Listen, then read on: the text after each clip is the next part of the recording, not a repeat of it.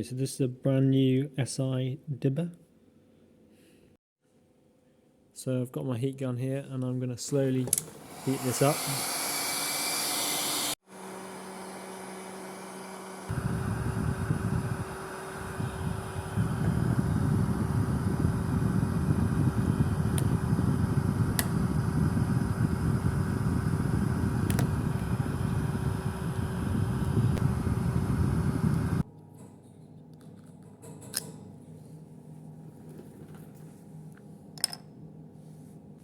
Okay, so I've managed to get it open and it looks like there's a little button battery inside, so that might be really easy to change.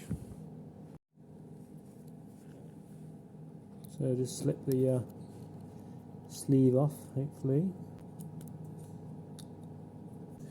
And the button battery is actually soldered on, spot welded on there. Right, so I'm just going to see if I can prise this off with a better tool.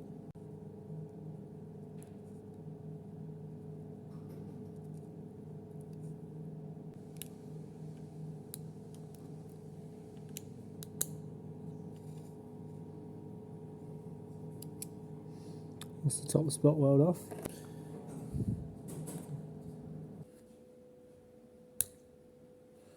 That's the battery, fully removed.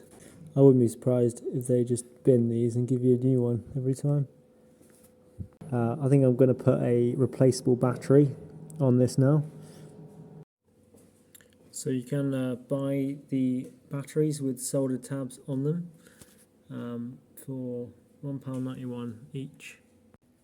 Okay, so I've decided to solder my own connections.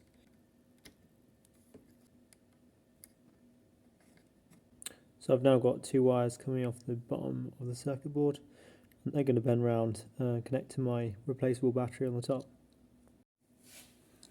So this should just sit on here now, bend the wires round, solder them on.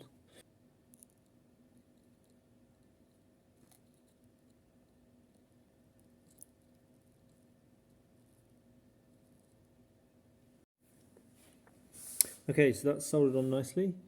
So when we put the battery in now, the right way, we should, as you heard there, get some beeps, some flashes. Dibber's working, and it's got a replaceable battery. Okay, so I've printed a new case.